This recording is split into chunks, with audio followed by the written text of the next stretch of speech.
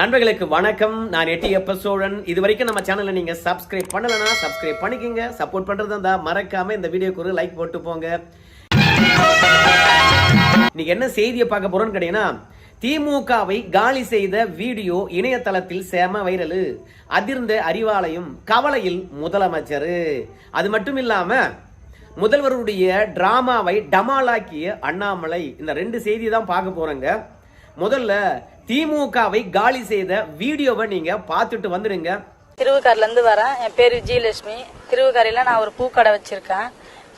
அங்க எனக்கு கல்யாணம் ஆகி 15 வருஷம் ஆகுது. எனக்கு ஒரு ஆண் குழந்தை இருக்குது. நான் ஒரு சின்னதா மதுரை பக்கத்துல ஒரு வீடு கட்டிட்டு இருக்கேன். அந்த வீட்டுக்கு நான் ஹெல்ப் பண்ண கேட்க போறப்ப முன்னாள் ஊராட்சி தலைவர்கிட்ட நான் ஹெல்ப் பண்ண கேட்க போறேன். அவர் பாஸ்கரன் தலைவர்கிட்ட நான் ஹெல்ப் பண்ண கேட்டேன். அவர் என்கிட்ட தவறாக நடந்துகிட்டு என்னை பலாத்காரம் பண்ணி என் வாழ்க்கைய வீட்டுக்காரர் இல்லாம நான் தனியா இருக்கிறதுனால என்னை மிஸ்யூஸ் பண்ணி என் வாழ்க்கையை வீணாக்கிட்டாங்க. கடந்த 6 மாசங்களாக என்னை வீடியோ எடுத்து வச்சுட்டு மறுபடியும் என்ன பலாத்காரமா ஒரு டைம் அவரு செஞ்சுட்டாரு. மறுபடியும் நீ இருக்கலன்னா அந்த வீடியோ நான் வெளியில விட்டுருவேன் அப்படின்னு சொல்லி என்ன மிரட்டிட்டு இருக்காரு. இந்த மாதிரி தான் தமிழகத்துல ஏகப்பட்டவை நடக்குதாப்பா. ஏன் கோயம்புத்தூர்ல நடக்கலையா, இல்ல அண்ணா பல்கலைக்கழகத்துல நடக்கலையா? எங்க தான் பாலியல் வன்புணர்வுகள் நடக்காம இருக்கிறது? இதை ஒண்ணு பெருசா பேசிட்டு இருக்கிறிய, இது எப்படி திமுகவை காலி செய்யும் அப்படின்னு சொல்லிட்டு நீங்க கேட்பீங்க. இப்ப பாருங்க, இவரு வானூர் திமுக ஒன்றிய செயலாளர். அது மட்டும் இல்லாம இவர் பேர் பாஸ்கரனா. இவர் ஊராட்சி மன்ற தலைவராகவும் இருக்கிறாராம். நல்ல பொறுப்புன்னு இருக்கிறாரு. திமுக கட்சியில பாத்தீங்கன்னா நிர்வாகியும் இருக்கிறாரு. இப்ப இவர் மீது திமுக நடவடிக்கை எடுக்கணும். கட்சியில் இருந்தாவது இவரை தூக்கணும், இல்ல பதவியாவது பறிக்கணும், இல்ல தலைவர் பதவியை பாத்தீங்கன்னா உடனடியாக கலெக்டர் பாத்தீங்கன்னா காலி பண்ணணும். ஏன்னா இந்த பெண்மணியை பொறுத்த வரைக்கும் 6 மாத காலமாக இந்த பாஸ்கரன் அவர்கள் ரூம்ல அடைச்சி வச்சு அத்துமீறி இருக்கின்றார்.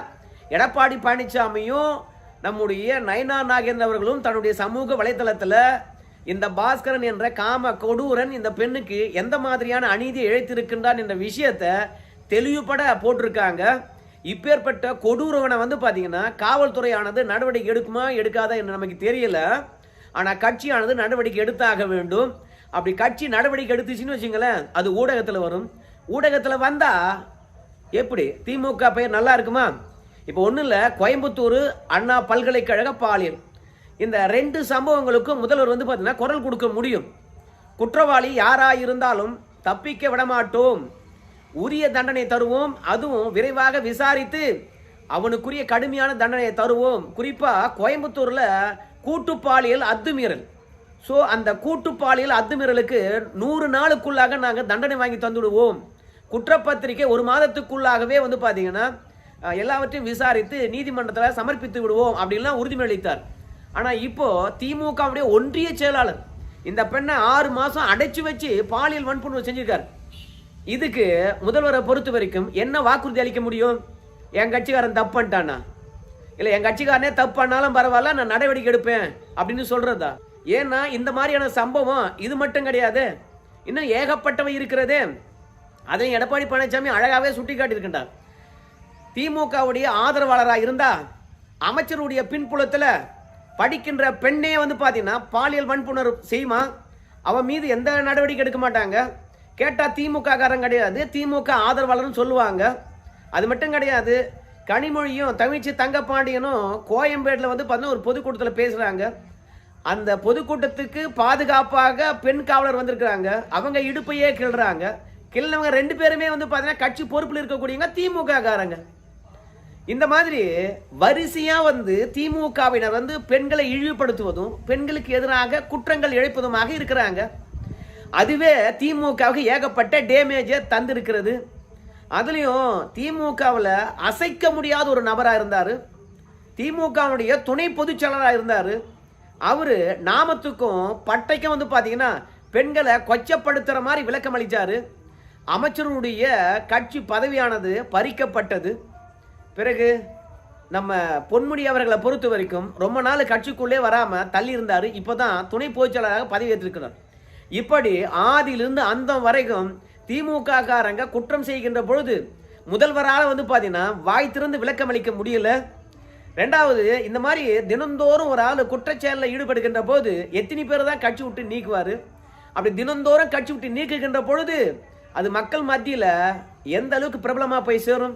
அதுவும் எடப்பாடி பழனிசாமி சொல்றாரு, குற்றச்செயல்கள் செய்கின்ற திருடர்கள் இருக்கிறாங்க, பாலியல் குற்றவாளிகள் இருக்கிறாங்க, அந்த காம கொடூரன் கிட்ட இருந்தெல்லாம் பெண்களை காப்பாற்றுறதுக்கு நம்ம போராடணுமோ இல்லையோ, ஆனால் திமுக காரங்கிட்ட இருந்து பெண்களை காப்பாற்றுறதுக்கு நம்ம போராட வேண்டியதா இருக்குது அப்படின்னு சொல்லிட்டு திமுக ஆட்சி காலத்துல எவ்வளவு பாலியல் வன்புணர்வுகள் நடந்திருக்கிறது, குழந்தைகளுக்கு எவ்வளவு நடந்திருக்கிறது, திமுக காரன் எத்தனை பேர் இதை பண்ணியிருக்கிறான், அவனை எப்படியெல்லாம் யாரெல்லாம் காப்பாத்திருக்காங்க அப்படின்னு பட்டியல் போடுறாங்க. 2006 to 2011 திமுக ஆட்சியானது நடந்தது. ஆனா 2011க்கு பிறகு 10 ஆண்டு காலம் திமுக ஆட்சிக்கே வரல. அப்போ திமுக ஆட்சி மீது ஒரு குற்றச்சாட்டு அதிகமா பேசப்பட்டது. என்ன குற்றச்சாட்டு? நில அபகரிப்பு புகாரு. ஜெயலலிதா அவர்களை பொறுத்த வரைக்கும் 2011 ஆட்சிக்கு வந்தால் திமுக நிலத்தை அபகரிப்பு செய்திருக்கிறது. ஸோ அந்த நில அபகரிப்பு புகார் தொடர்பாக யார் வேண்டுமானாலும் எங்களை வந்து அணுகலாம், அதற்கென்று ஒரு தனி நீதிமன்றத்தையே நான் அமைக்க போறேன் அப்படின்னு ஜெயலலிதா அவர்கள் வாக்குறுதி கொடுத்தாங்க. அந்த அளவுக்கு தொடர்ச்சியாக நில அபகரிப்புல வந்து திமுக காரங்க ஈடுபட்டாங்க. அதுவே அந்த ஆட்சிக்கு ஆப்பா மாறுச்சு. ஆனா இப்போ தொடர்ச்சியாக திமுக காரங்க பாலியல் ரீதியாக வன்புணர்வுல ஈடுபடுகின்ற பொழுது என்ன நடக்குன்னு நீங்க நினைச்சு பாருங்க. இதுவே பெரிய பிரச்சனையாக உருவெடுக்கும். திமுகவினர் யாரெல்லாம் பாலியல் வன்புணர்வுல ஈடுபட்டிருக்கின்றார்களோ அவர்களை விசாரிப்பதற்கு நாங்க தனி நீதிமன்றத்தையே அமைப்போம் என்று ஒரு வாக்குறுதி கொடுத்தாங்கன்னா திமுக காலி. அதனால நம்மளை பொறுத்த வரைக்கும் திமுகவினர் வந்து தேர்தல் நெருக்கத்தில் கையை கால வச்சுன்னு சும்மா இருக்கலாம். நம்ம முதல்வரை பொறுத்த வரைக்கும் 2021 திமுக வெற்றி பெற்று விட்டது என்று செய்தி வருகிறது. உடனடியாக செய்தியாளர்களை சந்திக்கின்றார். அப்போ செய்தியாளர்களை சந்திக்கின்ற போது நான் என்னைக்கு பதவி ஏற்க போகின்றேன் அப்படின்ற விஷயம் சொல்றாரு. ரெண்டாவது 2 கோரிக்கை வைக்கிறார். ஒரு கோரிக்கையை பொறுத்த வரைக்கும் நாம் ஆட்சிக்கு வந்துட்டோம், இனிமே தமிழகமானது முன்னேற போகுது, மக்களே நீங்க எதுக்கும் பயப்படாதீங்க, நாங்க கொடுத்த வாக்குறுதியை நிறைவேற்றுவோம் அப்படின்னு ஒன்று. ரெண்டாவது, கட்சிக்காரங்க யாரும் ஸ்டேஷனை நோக்கி போகக்கூடாது, காவல் நிலையத்தில் போய் கட்ட பஞ்சாயத்து யாரும் பண்ணவே கூடாது, சட்ட ஒழுங்கு பிரச்சனையை நான் பார்த்துக்கிறேன், நீங்க என்ன பண்றீங்கன்னு கேட்டீங்கன்னா உங்களுடைய வேலைகளை நீங்க தொடர்ச்சியா போய் செய்யுங்க, கட்சி பணி ஆற்றுங்க. இப்போ கட்சிக்காக உழைத்து கட்சியை வெற்றி பெற செய்திருக்கக்கூடியவன் எளிய தொண்டன் கீழ்மட்டத்தில் இருக்கான், அவனுக்கு என்ன தேவையோ அதை கேட்டு செய்யுங்க அப்படின்னு சொன்னார். ஆனா சொன்ன மாதிரி கட்சிக்காரங்க நடந்துக்கிட்டாங்கன்னா நடந்துக்கல. உடனடியாக கோயம்புத்தூர் என்று தான் நினைக்கிறேன், திமுக கட்சியினுடைய செயற்குழு கூட்டம் நடக்குது. செயற்குழு கூட்டத்தில் நம்ம முதலமைச்சர் அவர்கள் வந்து பேசுகின்ற போது வார்த்தையை சொல்றாரு, எப்பா நம்மளால தாங்க முடியல சாமி, என்னால் தூங்க முடியல சாமி, என் உடம்ப பார்த்தீங்களா, அனுதினமும் நம்ம கட்சிக்காரன் வந்து பார்த்தீங்கன்னா நம்மளை காலி பண்ணுற அளவுக்கு ஏதாவது ஒரு 7:30 கொண்டு வந்து விட்டுறான். காலையில் நான் பேப்பர் எடுத்து படிக்கின்ற பொழுது நம்ம கட்சிக்காரன் என்ன பண்ணியிருக்கின்றானோ என்ற ஒரு பக்குன்னு என்ற நினைப்போடு தான் நான் பேப்பரையே பார்க்க வேண்டியதாக இருக்குது. நான் என்னடா பண்ணுறது? அதனால் நம்ம ஆட்சியில் இருக்கிறோம், நமக்கு தான் கூடுதல் பொறுப்பு. நம்ம ஒழுக்கமாக இருந்தால் தான், நம்ம சரியாக இருந்தால் தான் நாம் மீண்டும் வெற்றி பெற முடியும். மற்ற கட்சிக்காரன் தப்பு பண்ணுறானே இல்லையோ, நம்ம கட்சிக்காரனே தப்பு பண்ணுறானே, என் உடம்ப பாருங்க, என்னால் தூங்கவே முடியலையே அப்படின்னு புலம்பினார். அப்படின்னா திமுக காரன் பண்ணுற செயல் ஒவ்வொன்றும் திமுக ஆட்சிக்கு ஆப்பு வைக்குது. திமுக ஆட்சியை கொஞ்சம் கொஞ்சமாக காலி பண்ணிக்கிட்டே வருது. ஸோ ஏற்கனவே கட்ட பஞ்சாயத்து, காவல் நிலையம் போகிறது, காசை கலெக்ஷன் பண்ணுறது, அப்புறம் மணல் கொள்ளை, மலையே கொள்ளை, நில அபகரிப்பு, இந்த மாதிரி பிரச்சனைக்கே வந்து பார்த்தீங்கன்னா திமுக காலி ஆகிடும். என்னால் தாங்க முடியல, தூங்க முடியலன்னு புலம்புனவர் பெண்களுக்கு எதிராக தொடர்ச்சியாக குற்றச்செயலில் திமுகவினர் ஈடுபட்டுக்கிட்டே வராங்கன்னா அப்புறம் பெண்கள் ஓட்டு போடுவாங்களா? நம்ம முதலமைச்சரை பொறுத்த வரைக்கும் பெண்களை மையப்படுத்தி தான் எல்லாமும் செஞ்சுட்டு வர்றாரு. ஏன்னா அதிமுகவுக்கு பெண்கள் வாக்குகள் அதிகம் அப்படின்னு சொல்லுவாங்க. அதனால இலவச பேருந்து, புதுமை பெண் திட்டத்தில் ஒரு 1000 ரூபாய், அப்புறம் பெண்கள் உரிமை தொகை என்று ஒரு 1000 ரூபாய், இந்த மாதிரி பெண்களா பார்த்து தான் எல்லாவற்றையும் செஞ்சிட்டு இருக்காங்க. அது மட்டும் இல்லாமல் மகளிர் சுய உதவி குழு, அதுக்கும் தனிப்பட்ட முறையில் நம்ம உதயநிதி ஸ்டாலின் அவர்களை நியமித்து பணங்களா வாரி கொட்டுறாங்க. அது மட்டும் இல்லாமல் பெண்களை கவர வேண்டும் என்பதற்காக இந்த பொங்கலுக்கோ இல்லை தேர்தல் நெருக்கத்திலையோ பெண்கள் வங்கி கணக்கில் 10,000மோ 5,000மோ வந்து பார்த்தீங்கன்னா போட போகிறாங்க, பெண்கள் முன்னேற்றம் என்று சொல்லிட்டு. இப்படி பெண்களையே குறிவைத்து காய் நகர்த்தக்கூடிய திமுகவுக்கு இந்த மாதிரி திமுக இருக்கக்கூடிய அதுவும் கட்சி பொறுப்புல இருக்கக்கூடியவங்க பெண்களுக்கு எதிராக நடந்துக்கிட்டாங்கன்னா திமுகவை காலி பண்ணாதா? ஆனா இந்த வானூர் ஒன்றிய செயலாளர் மீது என்ன நடவடிக்கை இது வரைக்கும் எடுத்திருக்காங்கன்னு நமக்கு தெரியவே இல்லை. எடப்பாடி பழனிசாமி களத்தில் இறங்கிட்டார், அண்ணாமலையும் களத்தில் இறங்கிட்டார். 2 பேரும் சமூக வலைதளத்துல வானூர் ஒன்றிய செயலாளர் முதல்வருடன் எடுத்துக்கொண்ட புகைப்படத்துடன் போட்டு இவன் எந்த மாதிரி அப்பாவி பெண்ணை சிதைத்திருக்கிறான் பார் என்று சொல்லிவிட்டு மொத்தமாக அம்பலப்படுத்தியிருக்கின்றார்கள். ஸோ நாளொரு மேனி பொழுதொரு வண்ணமாக எதிர்கட்சிகள் திமுக ஆட்சியிலிருந்து இறக்கிடுவாங்களோ என்ற அச்சமெல்லாம் போய் இன்னைக்கு திமுக காரனே திமுக ஆட்சிக்கு வேட்டு வச்சு அடுத்த முறை வெற்றி பெற வைக்காம திமுக ஆட்சியை காலி பண்ணிடுவானோ என்ற பயம்தான் நம்ம முதலமைச்சருக்கெல்லாம் இருக்குதுங்க. ஏதாவது ஒரு குற்றச்செயல் செஞ்சா ஏன்டா அதை செய்யாதீங்கடா அப்படின்னு சொல்லலாம். ஆனா தமிழகத்தில் நடக்கக்கூடிய பெரும்பான்மையான குற்றச்செயல்களுக்கு பின்னாடி நம்ம வேற தேடிக்கிட்டு போனோம்னா திமுக காரணாவே இருக்கிறான். அதனாலதான் இன்னைக்கு பாலியல் தொடர்பாக வந்திருக்கின்ற குற்றச்சாட்டு திமுகவையும் அறிவாலயத்தையும் மொத்தமாக அதிரச் செய்திருக்கிறது. அதுலயும் இந்த செய்தியை எப்படியாவது மூடி மறைச்சிடணும் அப்படின்றது தான் நம்முடைய திமுக எண்ணம். ஆனா இதை மூடி மறைக்கிற அளவுக்கு பரபரப்பான வேற எந்த செய்தியும் இல்லை. அதனால இந்த செய்தியானது தமிழகம் முழுவதும் போய் சேர்ந்து போச்சு. இதே மாதிரி தேர்தல் நெருக்கத்துல இன்னும் 2 சம்பவம் நடந்தா பெண்கள் எவ்வளவு காசு கொடுத்தாலும் சரி திமுகவுக்கு ஓட்டு போட மாட்டாங்க. நாங்க தான் படிக்க வச்சோம், நாங்க தான் பெண்களுக்கான பெண் உரிமையை பெற்று தந்தோம், சொத்துல சம பங்கு சம உரிமையை நாங்க தான் வாங்கி தந்தோம், நீங்க என்னதான் சொன்னாலும் சரி அத்தனையும் டிராமா அப்படின்றது தெரிஞ்சிடும். ஸோ பெண்களிடத்துல திமுகவினர் எந்த அளவுக்கு கண்ணியமா நடந்துக்கிறாங்க அப்படின்றத உறுதி செய்தால் மட்டும்தான் திமுக அடுத்தது வெற்றி பெறும். அது மட்டும் இல்ல, நம்ம முதல்வருடைய டிராமா அதை டமால் ஆக்கியிருக்காரு அண்ணாமலை. அண்ணாமலை நேற்று பத்திரிகையாளரை சந்தித்தார். அந்த வீடியோவை தரலான்னு பார்த்தேன், அது தந்தா இன்னும் பெருசா போயிடும் இந்த வீடியோ. அதனால நான் வாயிலே சொல்லிடுறேன். நம்ம முதல்வரை பொறுத்த வரைக்கும் இந்த மெட்ரோ ட்ரெயின் இருக்குல்ல, மெட்ரோ ட்ரெயின் மதுரை கோவைக்கு கொடுக்கலன்னு சொல்லிட்டார் இல்லையா? யாரு? நம்ம முதல்வர் தான் சொன்னார், மோடிலாம் சொல்லவே இல்லை. அதனால மோடி சொல்லிட்டாருன்னு சொல்லிட்டு நீங்க நினைச்சுக்காதீங்க, அது பொய். ஆனா இந்த பொய்யை எடப்பாடி பழனிசாமி, நயனா நாகேந்திரன், வானதி சீனிவாசன்லாம் கத்தி கத்தி பார்த்தாங்க. ஆனா கடைசி வரைக்கும் சொல்ல வேண்டிய விஷயத்தை அவங்களால தெளிவா சொல்ல முடியல. அண்ணாமலை அவர்கள் ஒரே வார்த்தை சொன்னாரு, எல்லாருக்கும் புரிஞ்சு போச்சு. என்ன சொன்னாருன்னு தெரியுமா? முதல்வர் ஒரு விஷயத்த அழுத்தம் திருத்தமா சொல்றாரு, மதுரையும் கோயம்புத்தூரும் வளரப்போகுது, இப்போ வளர்ந்துகிட்டு இருக்கிறது, அதனால மெட்ரோ ட்ரெயின் என்பது ரொம்ப முக்கியம்.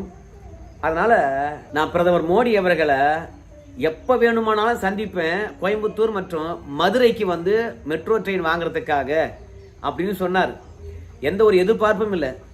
எங்க மாநிலத்தில் இருக்கக்கூடிய 2 நகரங்கள் போக்குவரத்து நெரிசலால் தத்தளிக்கிறது, வளர்ச்சியானது எங்கோ போகுது. ஸோ அதற்கு மெட்ரோ ட்ரெயின் வேண்டும். அதற்காக மோடி அவர்களை எப்போது வேண்டுமானாலும் சந்திப்பேன், அழைத்தால் மட்டும் போதும். மெட்ரோ ட்ரெயினுக்காக நம்ம பிரதமர் அவர்கள் நேரடியாக கவனம் செலுத்தணும் அப்படின்னு நம்ம முதல்வர் சொன்னாருங்க. அதுக்கு அண்ணாமலை சொன்ன ஒரே வார்த்தை என்ன தெரியுமா? தும்ப விட்டுட்டு வாழை பிடிக்கிறதா? கோயம்புத்தூருக்கு வந்தாரு நம்ம பிரதமர். நீங்க மெட்ரோ ட்ரெயின் வேணும் என்றால் நீங்க டிபிஆர்ல என்ன சொன்னீங்களோ அந்த டிபிஆர் எடுத்துன்னு போயிட்டு பிரதமர் மோடி அவர்களை சந்தித்து மெட்ரோ ட்ரெயின் கொடுங்க. இங்க பாருங்க எவ்வளவு தெள்ள தெளிவாக டிபிஆர் கொடுத்துருக்கிறோம், டீடைல்டு ப்ராஜெக்ட் ரிப்போர்ட்டை கொடுத்துருக்கோம் பாருங்க. அந்த மெட்ரோ பணிக்கான சிறப்பு திட்டத்தை எந்த அளவுக்கு அழகா வரையறுத்து நாங்க மத்திய அரசாங்கத்துக்கிட்ட கொடுத்துருக்கோம். ஆனா இதை பார்த்துட்டு வந்து பாத்தீங்கன்னா தள்ளுபடி பண்ணிவிட்டாங்களே, எங்களுக்கு மெட்ரோ வேணும், மதுரை மற்றும் கோயம்புத்தூருக்கு கொடுங்க அப்படின்னு நம்ம மாநிலத்துக்கு வந்தாரு, விவசாயிகள் மாநாட்டில் கலந்துக்கிட்டாரு. அங்க போய் இந்த டிபிஆரை காட்டி பிரதமரை சந்தித்து நீங்க ஒப்புதல் வாங்கிட்டு வரதுக்கு உங்களால முடியல. ஆனா இதுக்காக வேலை மனக்கெட்டு டெல்லிக்கு போறீங்களா? எவ்வளவு ஏமாற்று வேலை. இங்க இருக்கக்கூடிய பிரதமரை நீங்க சந்திக்காததுக்கு என்ன காரணம்? இவ்வளோ அக்கறையா இருக்கக்கூடிய மனிதர்கள் பிரதமரை சந்திக்கவே இல்லை. அதுலயும் நம்ம பிரதமர் மோடியை பொறுத்த வரைக்கும் தென்னாப்பிரிக்கா போக வேண்டிய வேலை மறுநாளே. ஆனா இருந்தாலும் விவசாயிகளுக்கு முக்கியத்துவம் தரணுமே என்பதற்காக தமிழ்நாட்டுக்கு வந்திருக்கின்றார். அப்படி நம்மளை நோக்கி வந்திருக்கிறவரை எப்படி பயன்படுத்திக்கணும், ஆனா இவங்க பயன்படுத்திக்கவில்லை. ஆனா இப்போ மதுரைக்கும் கோவைக்கும் மெட்ரோ வேணும்னு சொல்லிவிட்டு நம்ம முதலமைச்சரை பொறுத்த வரைக்கும் டெல்லி போய் சந்திக்கின்றாராம். இது எப்பேற்பட்ட ஏமாற்று வேலை. அதுக்கு பழமொழி கூட சொல்லியிருப்பாரு அண்ணாமலை, ஊரெல்லாம் சுத்துறாங்களாம், ஆனா அவங்க காலடி கீழவே வந்து பாத்தீங்கன்னா புதையல் இருக்குதான்.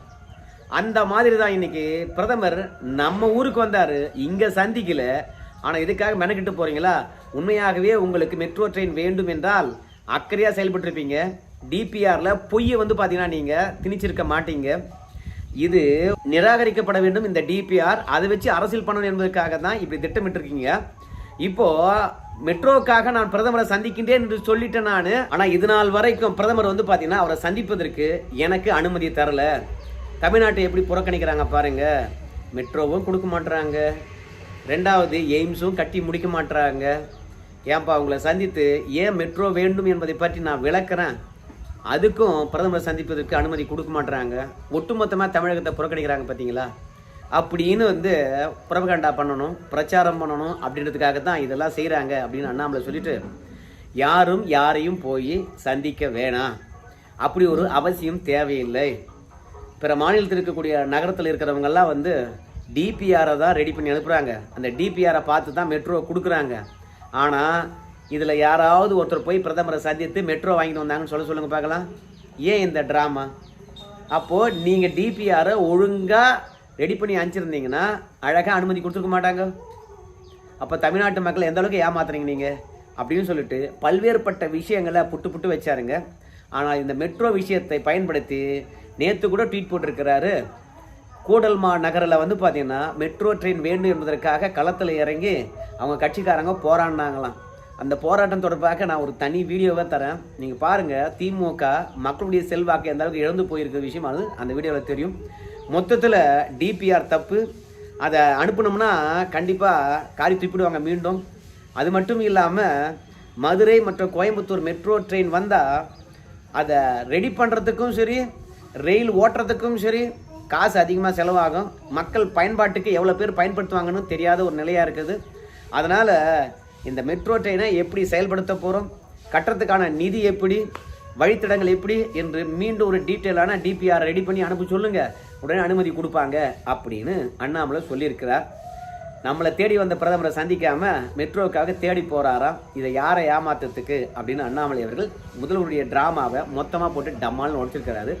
சரி நண்பர்களே, திமுகவை அனுதினமும் காலி பண்ணுறதுக்கு திமுக காரனே களத்தில் இறங்குறான். நம்ம என்ன சொல்ல முடியும், என்ன சொல்கிறதுங்க. நன்றி நண்பர்கள்.